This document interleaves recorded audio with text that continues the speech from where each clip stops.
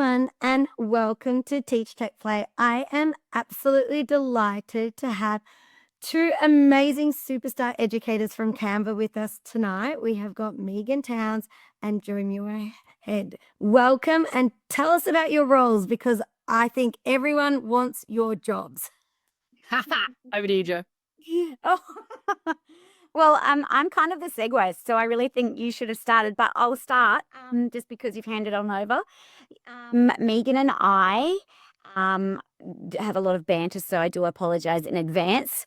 My name's Jo, and I'm a primary school teacher for more than 20 years, and I went on school holidays at the end of last year. I was in an EdTech enablement sort of e-learning role, which was the best job I'd ever had in my 20 years.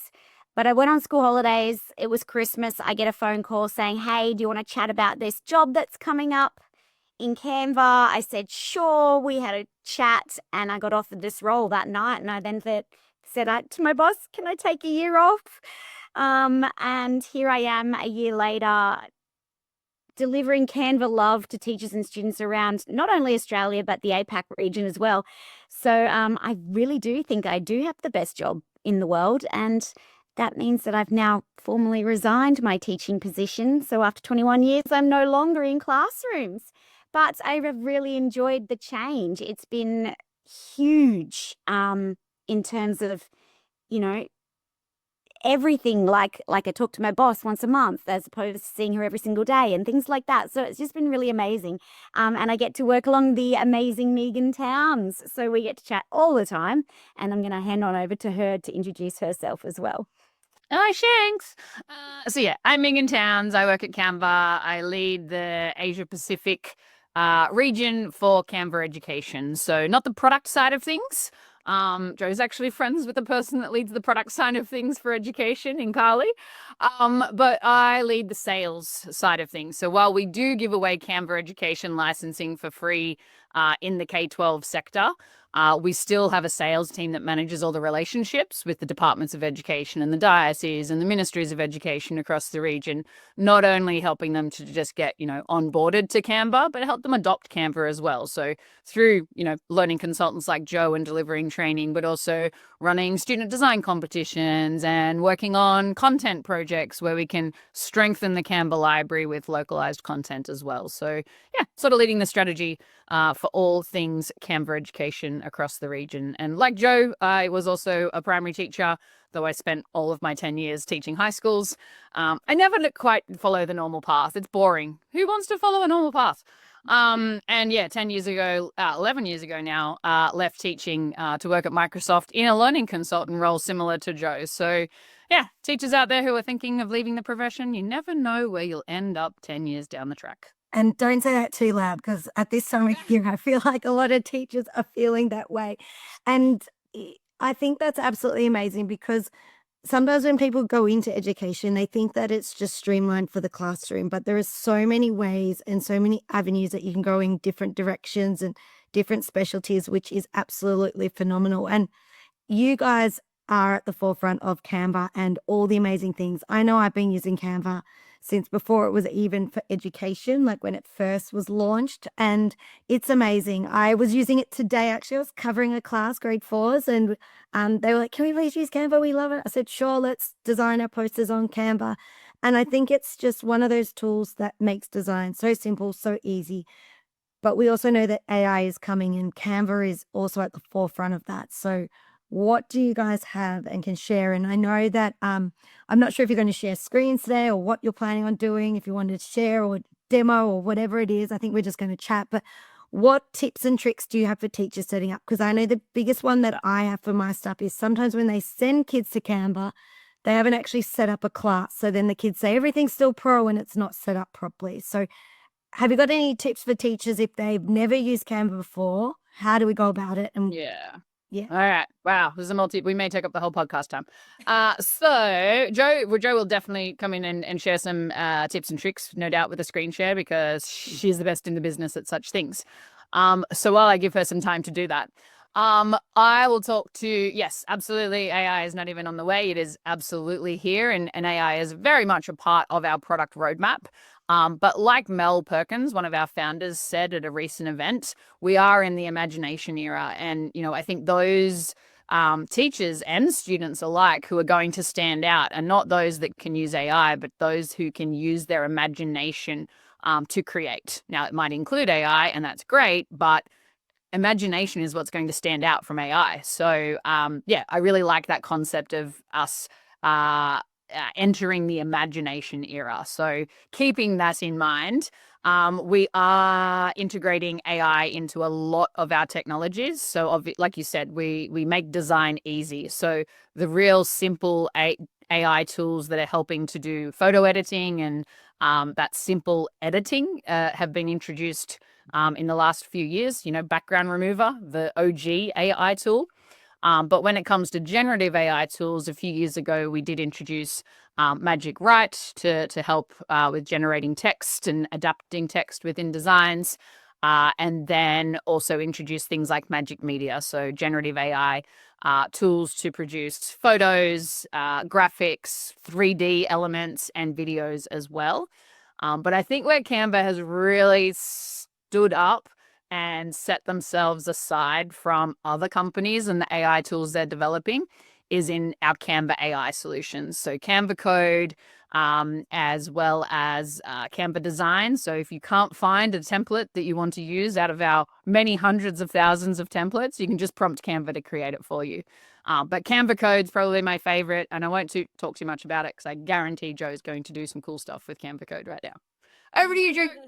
I'm going to jump in, Joe, just for one quick second. And I love that you said imagination, because at my school, we just opened a center for AI. And, we spoke about the importance of creativity and thinking beyond that to find the solution. So the tech ends up supporting those solutions. And I think Canva has definitely done that. And it's not a substitute. It's not just creating boring worksheets, and that's not what Canva is. It's amplifying and enhancing that creativity.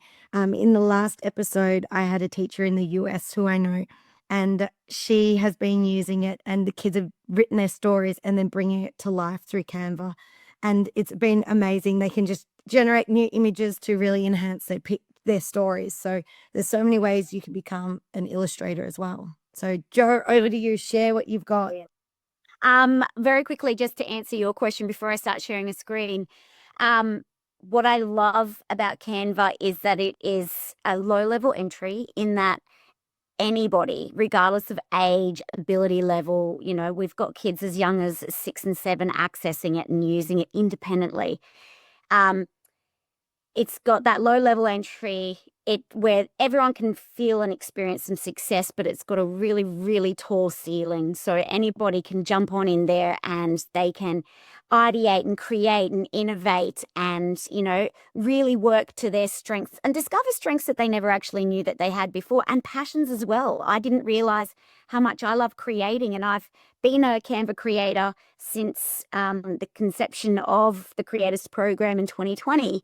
And, coming home from a day of work and sitting down and just belting out all of these awesome templates that I've been inspired throughout the day to build, and then getting a pay slip for it at the end of the month sort of seems like theft, because it is really exciting. It's a lot of fun, but also, it allows all of our students to be able to jump on in there and to achieve and experience that success. I know as a mother of a child with additional needs, that's a place where she goes and she's really confident to be able to deliver and showcase her work in a creative way where she doesn't feel like she's going to fail. So that's really exciting. I'm going to share my screen. And I don't have much, because I'm more of a hands-on. Let's get in there and have a go. Let's open up my screen here. You can see even my background of my computer is all Canvified. Anything and everything that I do is online. These are just some really cool statistics. So we have about 260 million people worldwide using Canva, and more than a third of them are teachers and students using that free product, which I think is absolutely phenomenal. But I also am absolutely blown away by the amount of teachers and students who don't realize it's free, which is why you're saying you've got people experiencing that issue of getting into Canva and thinking, oh, I've got to upgrade to Pro and my classes aren't set up and whatnot. So The fact that all a teacher has to do is ask their administrative team to sign them into Canva for schooling. That will then allow for greater functionality in terms of single sign-on and permissions and controls and school management, learning management system integrations and whatnot there as well. We do integrate with big name players like Google Classroom and Microsoft Teams. So that's worth knowing as well. Before you set up classrooms, just double check that your learning management system has an integration with Canva. But then again, within the educator community alone, we've made 1.5 billion designs, and these are a couple months old, these statistics, so you can only imagine where we're sitting at now. In terms of the AI functions, so when you hear the word magic within Canva, we are referring to AI functionality, and in the last couple of years, AI has been used within Canva more than 22 billion times. Now, those numbers are huge. And what I love about that is Canva has provided this really safe place for students to be able to explore and experiment with AI, because we all know, look at the way that the world's just changed in this last couple of years. We are preparing students for an unknown workforce. So it's our duty to make sure that as educators, we are staying on top. And that is really difficult with the pace in which AI is moving.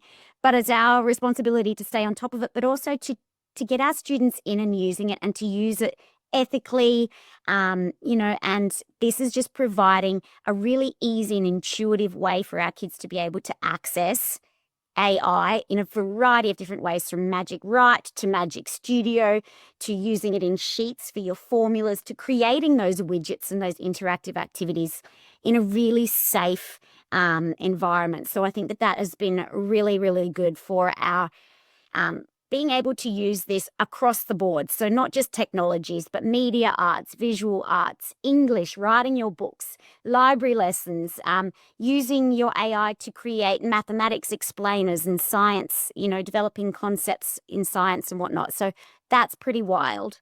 But what we also have within Canva is not even just the the software that students can jump on in. We have all of these templates as well. So it's a place where teachers can jump on in, and we know how many teachers are paying for their own whiteboard markers in their classroom. They're putting their hard-earned money back into the classroom. I know that for 20 years, I claimed $5,000 a year on the expenses in my classroom, and that's a holiday my family's not going on. And the fact that Canva's giving something back, not only for free, but also all of these educational materials. I have people telling me it feels like theft. It feels like Christmas every day at Canva, and it just blows their mind that they have access to all of this. So these statistics are absolutely wild for me. And then there are the people that think that Canva is just a place to make a pretty post or an Instagram post, but it's so much more than that as well. So do we want to have a look at Canva code for me? Do you want to make something? Shall we do a quick live demo? Do we have time? I'm happy for you to do a little bit of magic and share the magic of Canva. And I think that is absolutely so true, that it's so much more than just a poster, and it's so much more than a brochure or a slide presentation. I edit all of TeachTechPlay in Canva. So it's easy, it's simple, and there's so many different things. Whenever you need to adapt or change something, there's so many elements of Canva that you can adapt, change, edit videos, add, create. Like, kids can make their own little reels in there to create presentations. It's not your typical platform. There's so many things there. That's what I love about it. The more you explore, the more you find. And I was at a conference about a month ago now, and this teacher got up and shared a student presentation about the planets. And it was phenomenal. The way it was something back in the day when I was at school, you would have paid a professional company to create. The planets spun, it brought their interesting facts in, it zoomed in. It was like I was in a spaceship going through this student project. And kids just start exploring. And I think as teachers, we can play as much as we can, but being in the classroom, we don't get to play as much as you, Jo. And our kids love that idea of playing, exploring. They see what one student does and they teach another, and they learn through osmosis as well. So I love Canva. I love seeing what the kids create, and the resources for teachers is phenomenal as well. So yeah, share whatever you think. What do you think your favorite thing? Yeah, I've got one, because we just had Father's Day like a 6 weeks ago or something. Yeah. And I went and I was inspired because I went into, my son's a preppy. So in Queensland, our kindergarten kids are called prep. Yeah. It's your first year of formal schooling. And I went into the classroom because his dad was away. So I was pretend dad.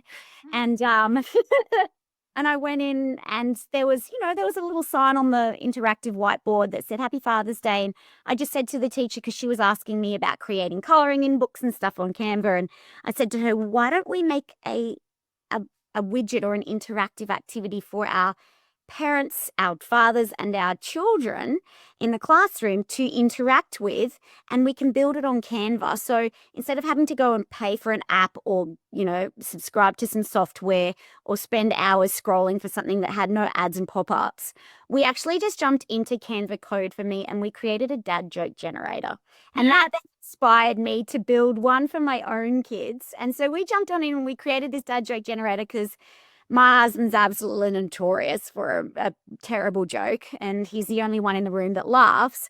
So we created this joke generator. My kids came in, we personalized it, we added their names, and then we turned it into a QR code and we printed it off and put it inside his Father's Day card. So it was really personal. And when he opened it up and he scanned it, he was like, how did you do this? So let's jump on in and let's actually have a look at how we can do that.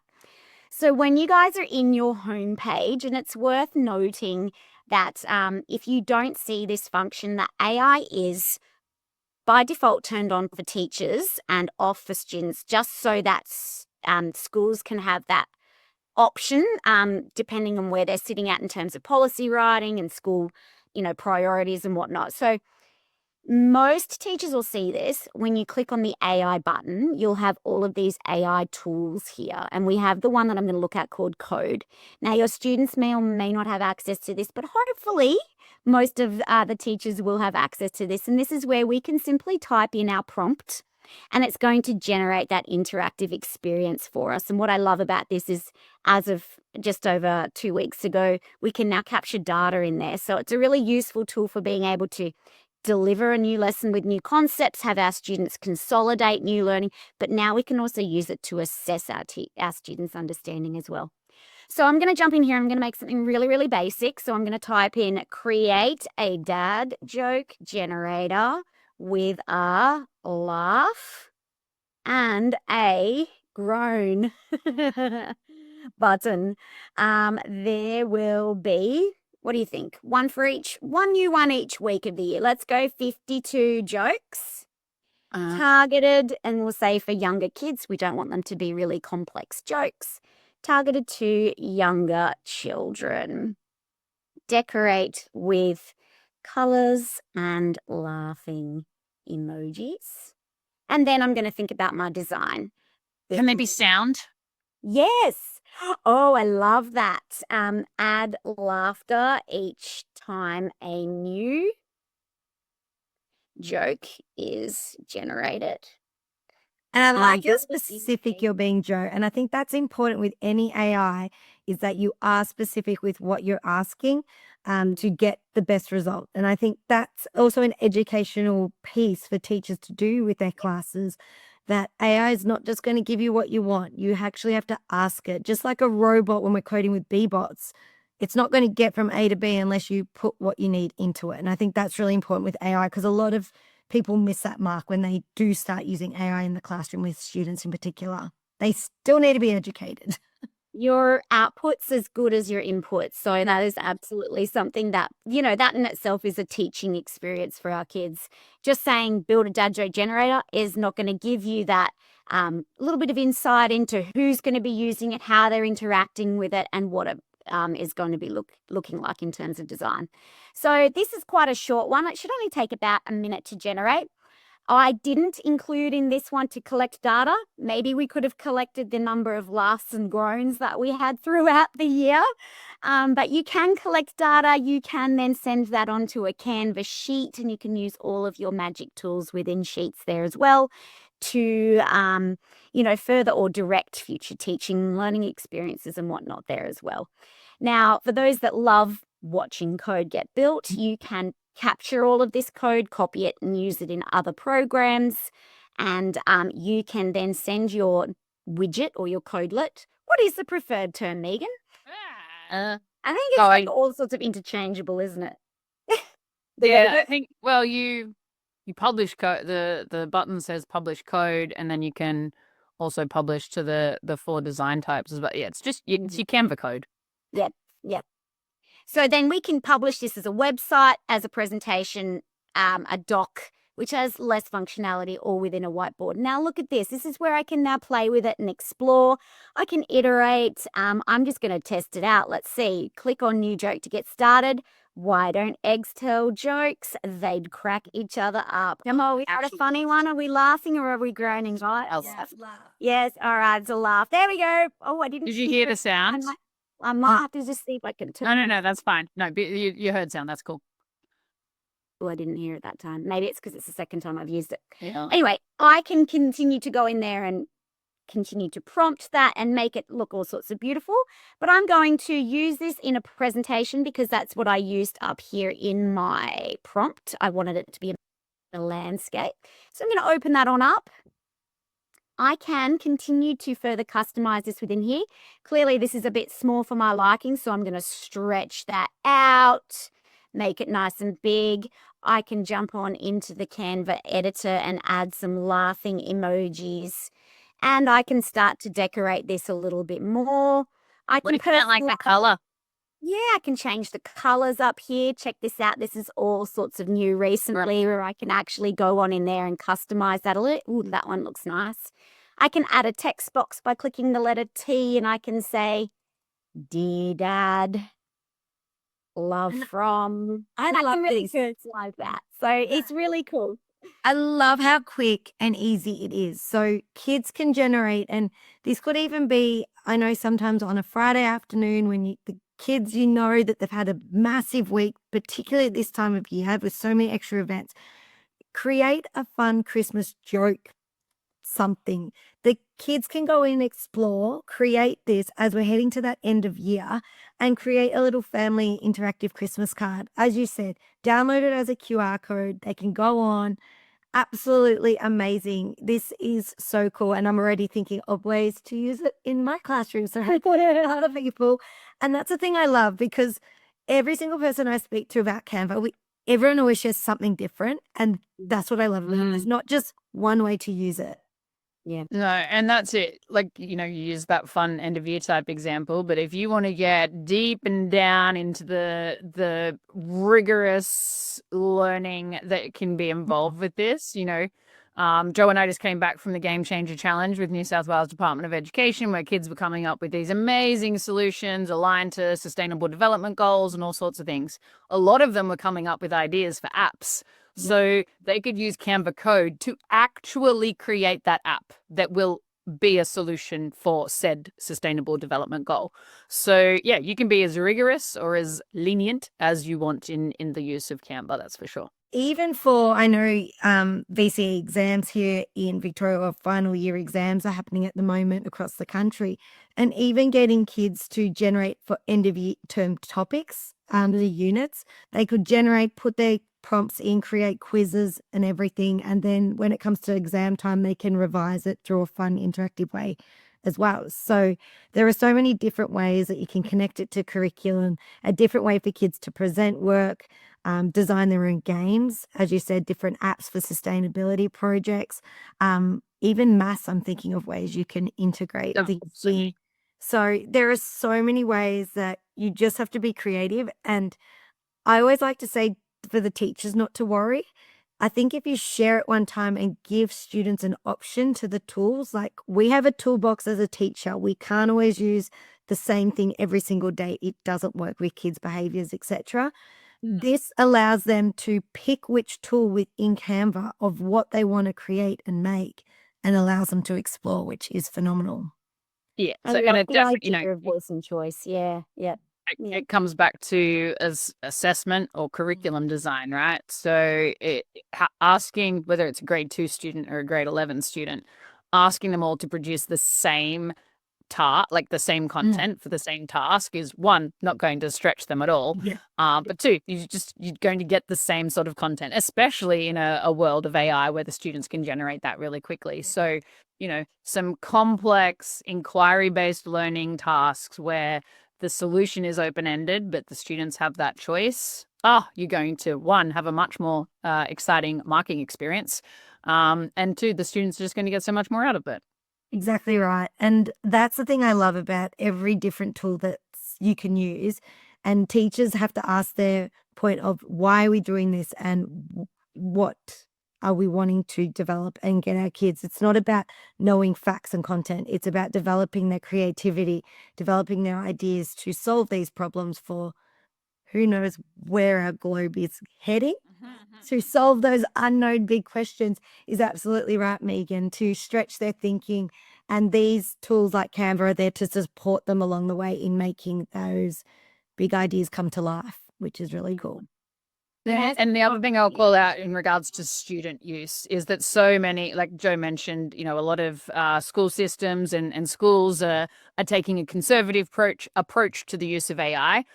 So if you do have our schools licensing, the schools can control that access. But we have, we actually, what do? We endorse all of our AI tools for all ages. We haven't limited it to 13 and plus. We're confident in the security and privacy and development of these tools, that they are safe for use by students of all ages. Again, we realize that a lot of schools and systems are taking a conservative approach and are going through their due diligence. We're completing the Safer Technologies for School AI assessment in regards to our AI tools. We're always willing to work with systems and dioceses on any frameworks or assessments that they want us to complete. We are confidently standing behind these technologies as safe for use by students. Just let I call out that little disclaimer. No, that's really important because I know that's a tricky area at the moment that particularly primary schools are navigating with using AI in schools and how to manage that and what it looks like. So it's really good for schools to know and for teachers also to support them in going to management. And if, for instance, it's not turned on, I'm sure they can reach out to you guys as well for assistance and support in helping them ensure that the tools they need are available to their students. So yeah. Like Jo said, a lot of people don't realize that we have, so we always talk about Canva education being free, and people think that that's just the free login. Like, so when you sign up for Canva, you sign up for a free account. You go one step further. So as a teacher, if you're not working in a school or school system that is providing free access to Canva for you, you can still get verified as an individual user. So just go to canva.com/education. That's where you can get verified. And if you are from a private school, independent Catholic school, you can add /schools onto the end of that. So canva.com/education/schools. And you can apply for the schools licensing. We're also working with all those departments and dioceses to get them onboarded too. So slowly but surely, my crazy big goal was to get all departments and dioceses onboarded to our schools licensing by July next year. We'll see whether I get there.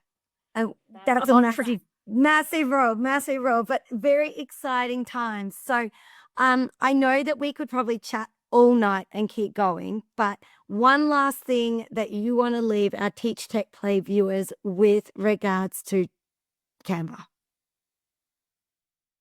Ooh, good question.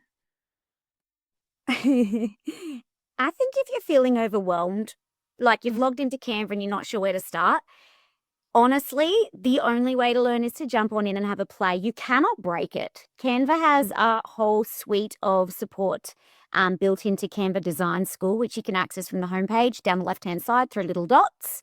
And they have certifications, cheat sheets, tutorials, videos, learn and plays, and all those sorts of things to help support you in your journey, but also your students' journey as well. Just the value that it's added to every key subject area across the board, as you know, in my role as e-learning coordinator, being able to see that as I bounce in and out of classrooms is absolutely game-changing. It's revolutionized my approach as a teacher, and it's also changed the lives of many, many students. I have lots of parents at home saying, I can't get my kids off this software. I much prefer them being on Canva than other games and tools out there. So Yeah. What do you think, Oh. Megan? Yeah, and design school is always my kit. If I could share one website or one resource only as a takeaway, it's always design school. So I'll take that a little bit further. Like Joe said, if you're overwhelmed and you're like, I don't know what to do, even when you're inside of a design and you're designing in Canva, if you're like, I don't know what to do. Joe was talking about, how I can use Magic Write. I have no idea where the button is. What? I need help. In the bottom right-hand corner of your Canva editor is a question mark, and it's AI driven unless it's been turned off. But you can ask Canva a question at any point. How do I make text bold? How do I use Magic Write?